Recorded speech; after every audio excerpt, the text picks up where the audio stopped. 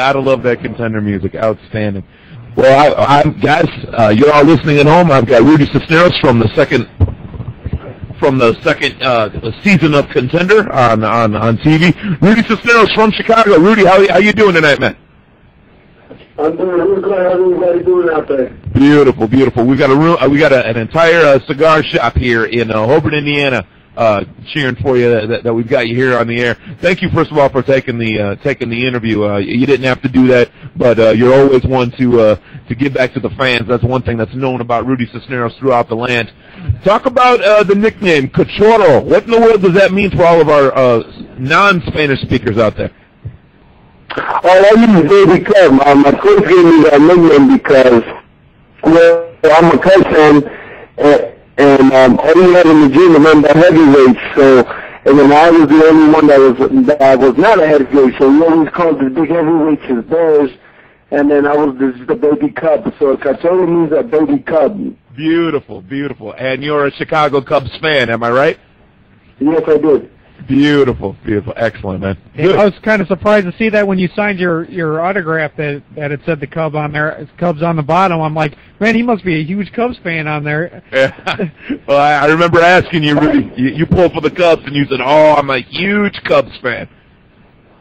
I'm like a tremendous Cubs fan. Oh, beautiful, good. Hey, let's take our fans back a little bit. Let's talk about how little Rudy. How did little Rudy start out in the sport of boxing? Talk to us about that. Well, I started boxing at the age of 8. My little brother was the one that started boxing first, and he got to the gym. He started boxing maybe about a month and a half. My brother George, so who's probably younger than me. He's about 21 right now, 22. I'm 25. So he started at the age of 6, and I started at the age of 8 or 9. So my brother's the one that actually got me in the gym, and ever since that, I've been boxing up to now, 25. Excellent. Thank you. Now, you said you started out going to the gym and all that at a pretty early age.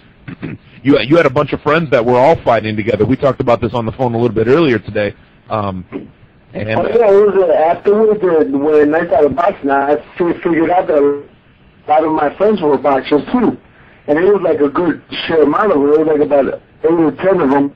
And all of a sudden, it became 15. After a couple of years, it became the 10. After years after that, it became 7, 6, and 5. And then... Hello? Yes, we're here. Oh, we're definitely here. No. So you were okay. I was making yeah. So a lot of them ended up either joining gangs that got them arrested, or ended up getting buried 6 feet under the ground, and it started off with like 15 of me, of us, and then it became just about me. Well, it's very unfortunate that a lot of your friends ended up going down some wrong paths. What was it? We talked to our fans a second. What was it in you that really drove you to keep going towards superstardom like this? You know what? To be honest with you, it was more like this. My parents were very strict on me, so I had to play every possible sport just so I could be able to go outside the house, because they were very, very, very strict with me. So I played football, I played baseball, I played basketball. I got meant to final soccer, but I ended up taking soccer just so I could go out the house. I ended up taking gymnastics for like about a month and a half just so I could be able to get out the house. Okay. I play a lot of sports. Now, it's kind of hard to focus in or to get good in one sport if your focus is not just primarily on that one sport. So you spreading it out like that made it probably kind of difficult. Oh, exactly, but if you really look at it, all the other sports, I had to focus on them during a certain particular time of the year. Boxing was year-round, so really I never kind of lost focus. So I had intensity, and I had that drive to be like, okay, in the afternoon I would do my little sport, whether it was baseball or football, and then after that, it was just let's go straight to the gym. So I made sure I had focus when it was time to get focused. Well, most people say that boxing is the toughest sport out of all the sports. What do you think about that? What do you think about that? Well, do you think I believe it is, because you have to really look at it one way. Not only do you have to be in condition to go and fight for however many rounds you have to go. Your body has to really be in condition to receive punches, to avoid punches, to block punches, to give punches. So it is a tough sport. It's not just only condition, like, you know, stamina-wise that you can just continue to run. It's more also, is your body conditioned to take shots? Is your body conditioned to throw shots? Is your body conditioned to receive hard shots or not? So it is very tough sport because it's not only externally conditioning, it's also internally conditioning too. Well, I'm going to talk a little bit about your record here, Rudy. You turned professional on June the 4th of 2004 up against Ron Clardy. That was in Chicago, and you won that with a first-round knockout. But then Ed Humes pretty much had his way with you. Do you want to explain that one a little bit? Take us back to that night.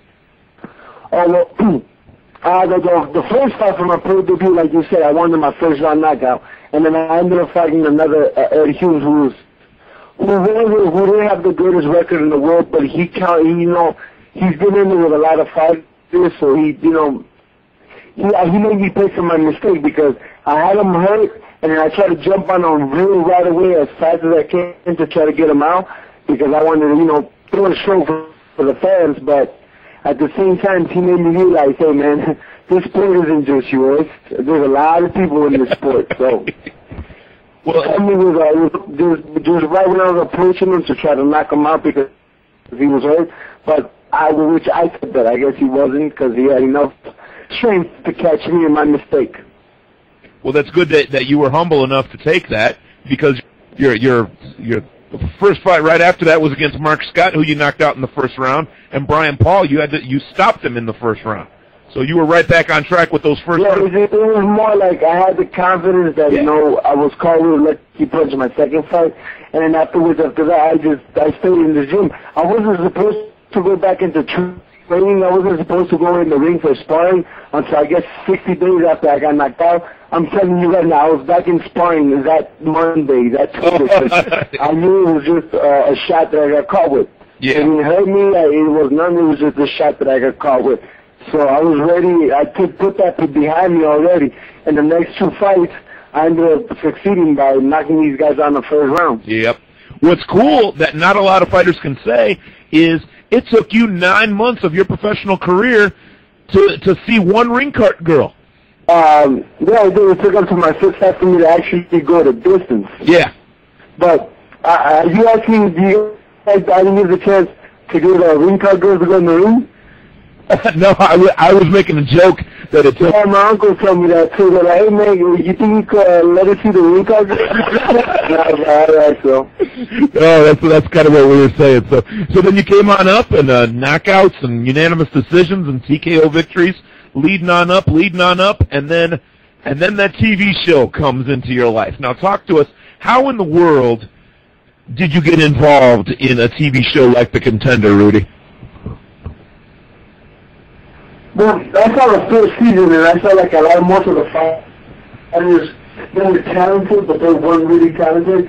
And when they had the trial here in Chicago again for the second time, I said, well, let me go try out. At least that way I could say that I went and try out. If I made the show, I made the show. When I went out to the final casting, I impressed them with my boxing skill. I impressed them with the person that who I am, and they got me in the show. And when you really look at it, it was more like publicity for me to get my name out there in the U.S. and this boxing world so they know who I am. Yeah, I'm surprised some of those other guys from the Chicago area that fight on that 8-Count Productions as well didn't go out there with you.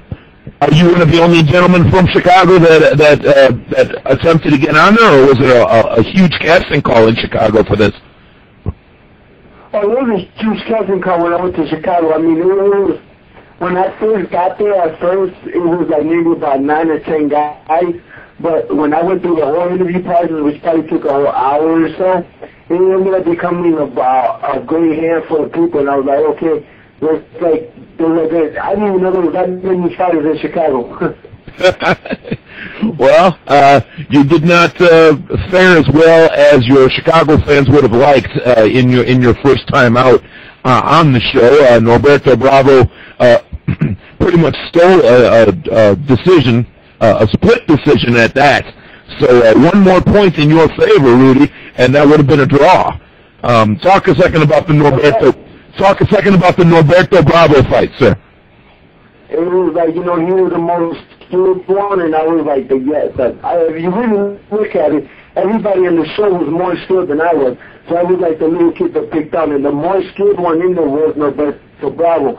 So he figured, all right, let me take the little guy. I could just wipe him out easy, get him the easy fight, and I'll get him. Because that was a lot of the talk that they were like, okay, we're picking on me because, I had no experience at all. I was just in there with you know, I just got the less fights. I haven't gone the distance. Not even 4 rounds.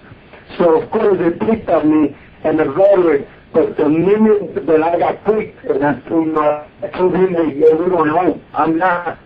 Well, if the sun got there, after the second round and the third round, I know he was playing Nash to pick somebody else. Yes, well, he picked you because he thought you were overweight and you were going to have a lot of trouble getting down to that weight to fight. That's what they portrayed on the show, anyway. Yeah. What was it? Everybody thought I was overweight, but I wasn't. The day they picked my name, they were like already like a week before when I actually fought. So it was just, camera edits what they want to edit, cameras and camera previews in the show what they show. That's why it's, everything you can put to pieces. So, however you look at it, if it didn't look like I had a weight problem, let it seem that I had a weight problem. If I have a weight problem and I fought the way I fought, then there's nothing if I didn't have a weight problem. I mean, it's just to me how they edit it. Well, your true Chicago fans, they knew that there really was no problem with your weight, and it was just an extremely close fight with Bravo. It didn't happen to go your way, and that's unfortunate. But talk a second about some of the relationships you might have formed on the Contender. I mean, that was a great group of guys, right? Oh, really? I think we all got along. I mean, we figured that a lot of fighters were going to get along because, we got to see each other in the ring. But now we all got along. We were just like, when it's time to go in the ring, of course, it's business is business. But outside the ring, we were like hanging out together. We were like, once the show was over, we were hanging out at MGM Studios. We were going to Universal Studios. We were going to movies. We were hanging out. I mean, we were like the best. We were like, for the 8 weeks that we were in it, it felt like we knew each other for our whole lives. We were like the greatest bunch of guys. And the best part of the show was when you saw Michael Stewart, new brother, right before the fight, that they were eating together. Now that basically shows how we all got attached to one another. Before the fight, we would hang out with each other, we'd joke around. After the fight, we would still hang around and joke around. Well, Pablo gave you a lot of props there at the end of the show, too, saying that you were a great fighter. Just kind of got lucky. He started landing those uppercuts in that fight, and that's what they showed on TV. There's a lot of complaints about how they edit that. They think that a lot of the fans think that they should show the whole fight so you can get a little bit better judgment on how the fights are shown on. I agree. I think we should see every minute of every round. What do you think? Oh, I wish they would show every second of every round because they kind of forgot something quickly from my part. They showed the pieces where I hurt him and I staggered him and I almost dropped him in the 3rd and the 4th round. I was upset, but they already knew who won, and they wanted to. I mean, the fight was. If you thought it was close on TV, trust me, if they would have showed the whole fight, it was even more closer than that. Oh, that's unfortunate for you. But so what do we have to do to get Bravo back in the ring for you? Let's get a rematch going. What are we doing? Man, I would love to see that too. I would love to see a rematch, but I believe that's up to the Contender people. If they want to match us up, there's a match us up. If they don't, I don't know, but I believe there will be a rematch down the road, though. Well, I mean, a promoter can put that together. You don't need Contender to fight that guy now. Now he's just another fighter just like you. You guys can get that fight put together if you want. Yeah, it's true, but, we're both still covering the Contender contract, so that's up to them. You know how the promoters are. If they want to see it, they'll put it on if they want to. Oh, I would agree. And then you made your comeback. I know for sure the true boxing fans will want to see that fight all over again. Oh, you damn well believe it. Yeah, we want to see the whole fight this time. Yeah, I want to see every minute of it. I don't want to see like 30 seconds of each round. Oh, you better believe that. Making sure that it looks like the judges scored it right. Yes. And then your big comeback in Cicero just a couple of months ago. That was actually last month, right before Christmas, up against another Rudy. Rudy Cisneros fought Rudy Lovato and won a TKO victory. The commissioner told us that we're not going to get paid for this fight, that we're going to fight for our name. The loser has to change their name. They were really joking around with me now, but that's not funny. Well, you definitely got to keep your name there, my brother. You got to keep your name because you stopped. I got to keep my name for sure. Well, because he laid down actually after 2 rounds. We were there ringside for that, and that's when I actually got the chance to talk to you about getting you on the show here. Oh yeah, I know. I mean, let me ask you a question. Since you were there ringside, that's in the first round. Did you think that was a headbutt when I heard him, or did you see the hook when I heard him? It was a punch, Rudy. No question. Yeah, I was actually up by the ring taking photos. It was a punch. Yeah, I was up by the ring taking photos, and I didn't see a headbutt. I didn't see you hit him with a lot of power. I was kind of surprised that he went down, though. It was not a headbutt. No, it was just like, I've been working more on my accurate shots, and when you hit on an accurate point, those accurate shots hurt more than a really strong powered shot. I'm telling you right now that. Oh, I would believe you. I would believe it. I mean, I'm not in the business of getting hit. I just report on the guys like you that get hit. It's a lot safer. I bet. It's a lot safer. I'll leave that to the powerhouses like you. I'm much happier. It's funny when you hear fans too, because sometimes you hear random comments from the fans. Yes. When you're fighting, I'm not supposed to, but when you get a moment to relax in the ring during the round, and you hear certain comments from fans, it's funny what you hear. I hear people telling me, Rudy, knock him out already. And I'm like, if it was that easy, I would have done that a long time ago already. I'd have done it if I could, man. I'd have done it by now. They're like, Rudy had to throw that hand and knock him out. I'm like, trust me, if it was that simple, I would have done it a long time and I would have had less stress and less pain. Yes.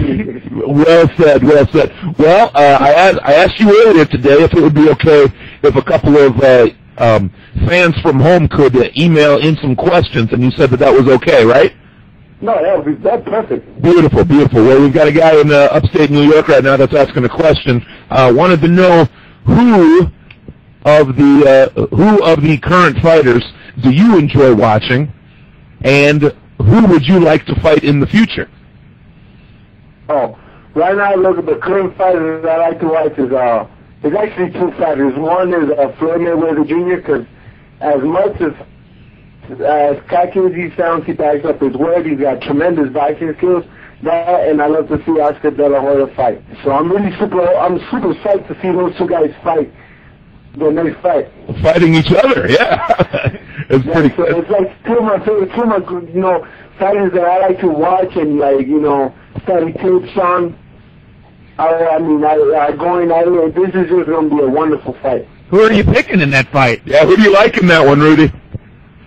Oh, man, you know what? I'm actually believing, I'll actually go Mayweather to win, but De La Hoya is a more efficient, strong one at that 154 weight class. So I'm kind of going for De La Hoya, but I have a little bit interest wanting Mayweather to win too. So don't let the Mexican community. Well, I feel like the best man win, because in boxing, one punch could change the fight, and one punch could ruin the fight. I can tell you that. Don't let the Mexican community hear that you're picking Floyd. Yeah, I know. A true boxing fan will pick whose skills really are. I want De La Hoya to win. I also want Floyd Mayweather to win. But I just hope it helps boxing out a lot. That's all. I hope they put on a show that everybody remembers, and it's not one of those fights where, this guy won, but they gave it to this guy, And our last question of the night is from Connecticut. They want to know, who is the fighter that you watched growing up that kind of inspired Rudy Cisneros to put those gloves on? What was the fighter that you watched growing up? Oh, no questions asked. Julio Cesar Chavez. There we go. That's who I watch. That's who I try to imitate. That's who I try to like study as much tape as I can. And I mean, that body shot, that's the reason why I throw a lot of body shots, because I want to be the next Julio Chavez. But at the same time, there was only one Julio Chavez, and now there's got to be one Rudy Cisneros. Yeah. I think it's the law, actually, if you're a Mexican fighter, that you have to say that you love Julio Cesar Chavez. Is that true? Oh, yeah, but of course. I'm Aztec warrior to somebody that Aztec blood. Yes. Beautiful. Rudy, I thank you from the bottom of my heart. All of us here at Bolo Punch Boxing Hour thanks you. You didn't have to take this interview. You didn't have to take the interview. The sound was a little choppy because I know that the weather out in Chicago was pretty crazy tonight. I hope you and your family are safe tonight, safe and warm.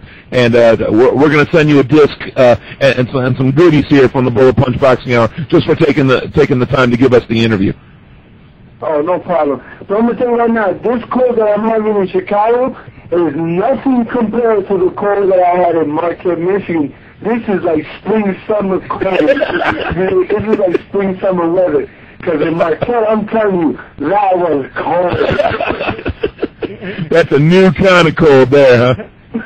I see everybody walking around, oh my God, you got a sweater and a jacket. It's freezing out. Like, trust me, man. This is not freezing. This is summer breeze to me. All right. Beautiful. Rudy Cisneros from the second season of Contender, we thank you, and we'll talk to you again really soon, sir. No problem. Thank you guys for having me on the show, and anytime you guys want me back, let me know. We definitely will. Thank you, sir. We'll talk to you soon. This is your Bolo Punch Boxing Hour. We'll be right back with our fighter you should know. We'll be right back at you, Bolo Punch Boxing Hour, brought to you by George Rogie Insurance, www.hssp.cc, sportsjuice.com.